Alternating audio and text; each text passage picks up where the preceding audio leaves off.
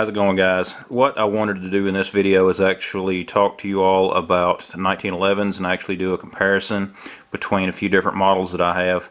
There are a lot of people out there that think that you have to spend a ton of money to get a decent 1911, and the reality is, in today's gun market, there are a lot of budget options out there. If you're somebody that wants a good, reliable 1911 to go and have some fun at the range with, or even, self-defense or home defense, there's a lot of options out there for you. So what I'm going to do here is just kind of a little bit of comparison between some that I have, kind of give you guys an idea of what to look for if you go out shopping and that sort of thing.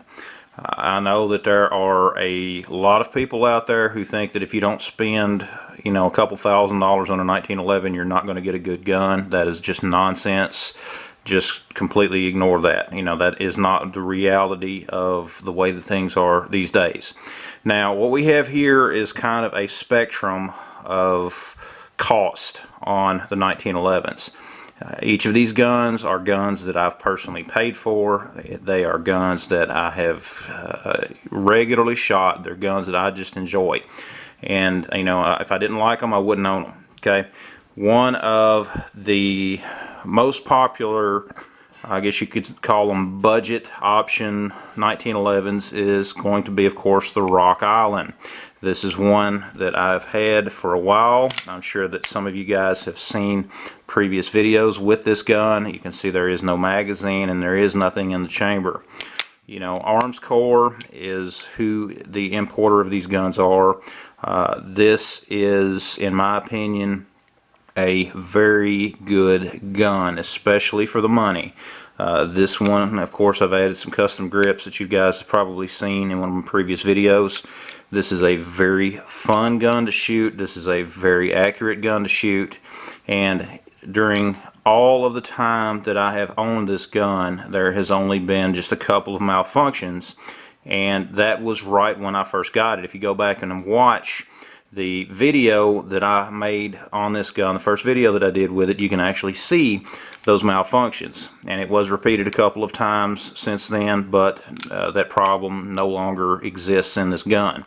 And that problem was when I tried to load hollow points into the factory magazine with this gun. It did not want to feed them.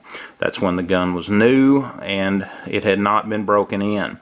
However, since that time, I have gotten a significant larger amount of ammo through this gun, and it is very reliable. I've not had any issues with this gun since. It has been 100% reliable.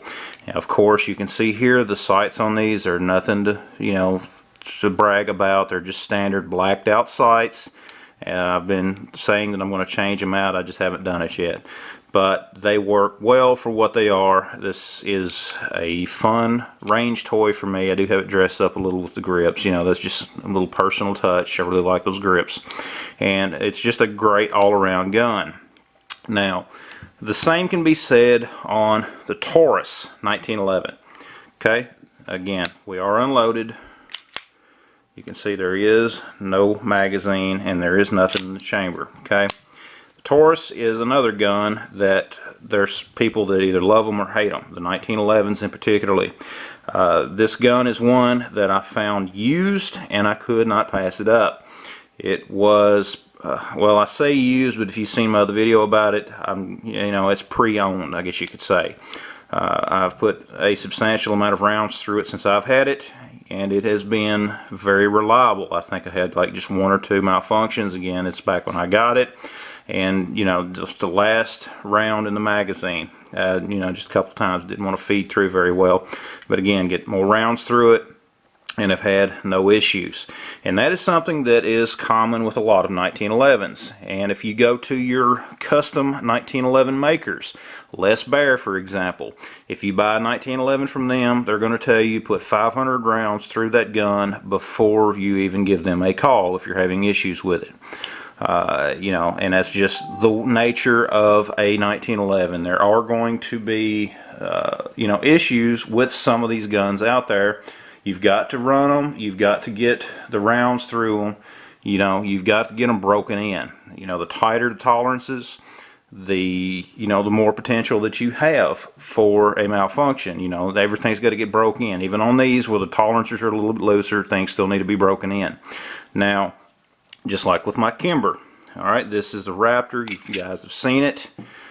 This is a very nice gun. Of course, this is more of the commander length. This is the Pro carry model. Again, more of the commander length, and you can see no magazine, nothing in the chamber. Very nice gun. Very nice gun. I really love the way that this gun looks. I just love the styling of it. I love the grips. I love the chain link. You know, all over this gun. The strap, just everything about this gun just screams just custom work, just style, just a great gun. It's just a beautiful gun to look at. And of course, being a Kimber, again, Kimber is one of those brands, people love them or they hate them. And for me, I love them. That's why I own one. Great gun. A lot of fun to shoot. And it's just a great gun. The same goes for Springfield. You can see here, this is my Springfield operator. Again, nothing, no magazine, nothing in the chamber. We are clear.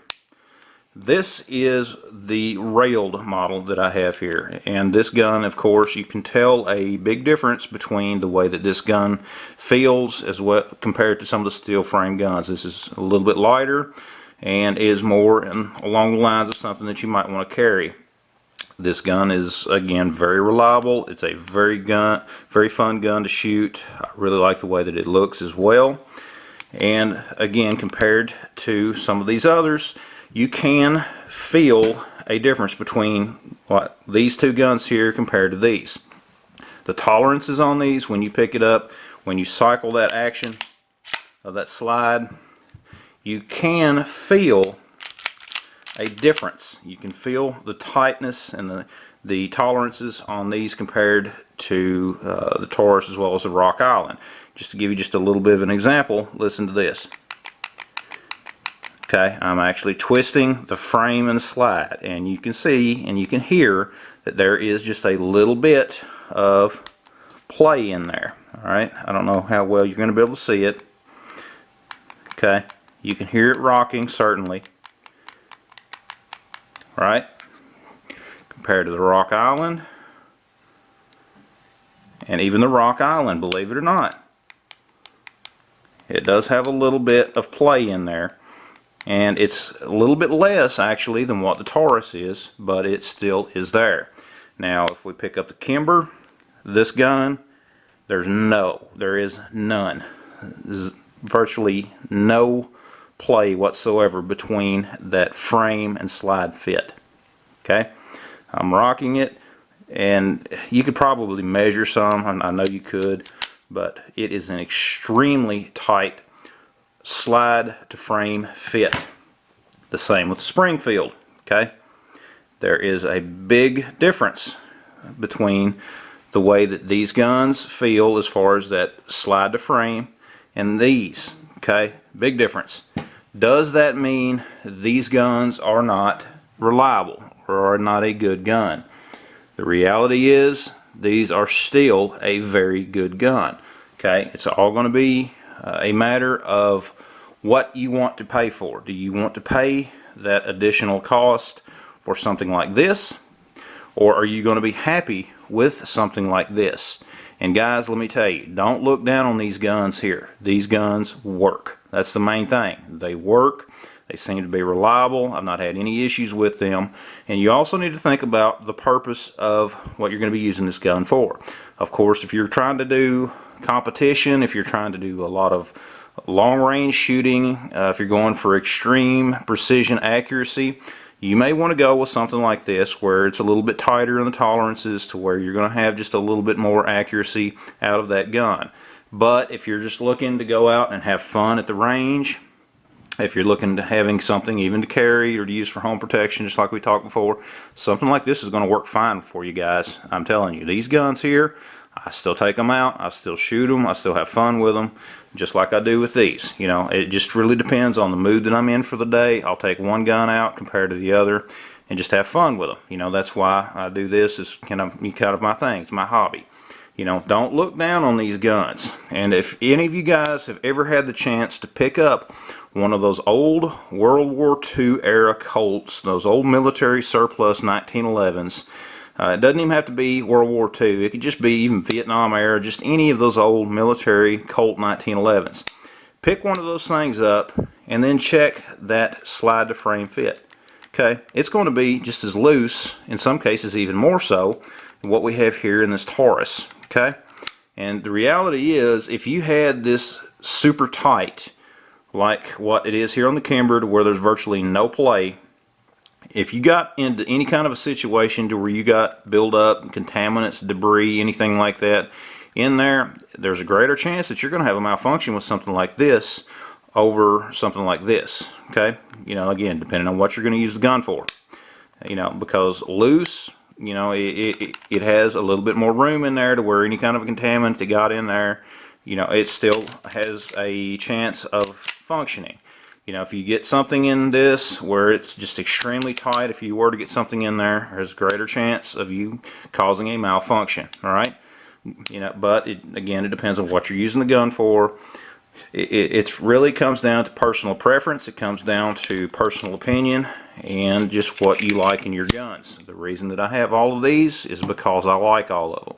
Each of these guns has its own story. Each of these guns has found its way into my holster going down to the range, and I have done videos, as many of you guys have seen, on these guns, and I just have a lot of fun with them. Okay, again guys, don't look down on this type of a 1911 and thinking that they're worthless. They are not. They are great guns. These are guns that, as I'd mentioned, I spent my own money on, and I really enjoy them. I'm actually looking at a different set of grips for this one. I just kind of want to dress it up a little bit more and have a lot of fun with it. But anyways guys, I hope you liked the video. Let me know your thoughts down in the comments below. I know that there's some out there who think that if you don't spend a couple $1,000s on a 1911, you're not going to get a good gun. Just ignore people like that. Unfortunately, they exist. Just ignore them, guys. Find what you like, what works for you, and go out and have fun with it, okay? Let me know your thoughts down in the comments below. Love to hear from you. Also guys, check out my website at boomsticktactical.com. Be sure to check out all of the links down in the description. Be sure to share my videos. Be sure to like, comment, and subscribe. It kind of helps to overcome all of the shadow banning on YouTube. And guys, we'll see you next time.